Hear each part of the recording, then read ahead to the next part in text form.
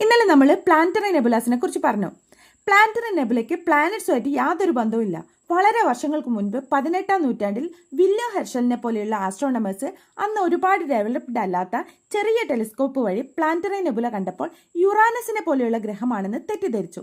ഏകദേശം smooth, round and bluish green കളറിലുള്ളവയായിരുന്നു അത്. അങ്ങനെയാണ് നമ്മുടെ പ്ലാനറ്ററി നെബുലയ്ക്ക് പ്ലാനറ്റ്സുമായിട്ട് യാതൊരു ബന്ധവും ഇല്ലാത്ത ഒരു പേര് കിട്ടിയത് കേട്ടോ. അടുത്തതായിട്ട് ഈ ഗിനി പിഗിനൊക്കെ നിങ്ങൾക്ക് അറിയാൻ പാടുണ്ടാവും. ഈ ഗിനി പിഗ് എന്ന് പറയുന്നത് പിഗാണോ? അല്ല, അതൊരു പന്നിയൊന്നും അല്ല.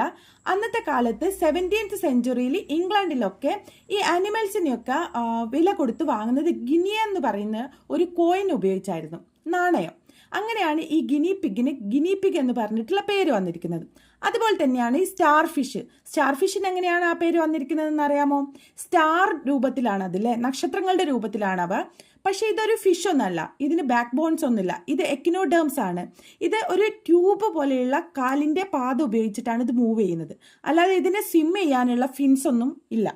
അങ്ങനെ പലതരത്തിലുള്ള പേരുകളുണ്ട് അല്ലേ. ഈ പേരുകൾക്കൊന്നും അവയുമായിട്ട് യാതൊരു ബന്ധവും ഇല്ല കേട്ടോ.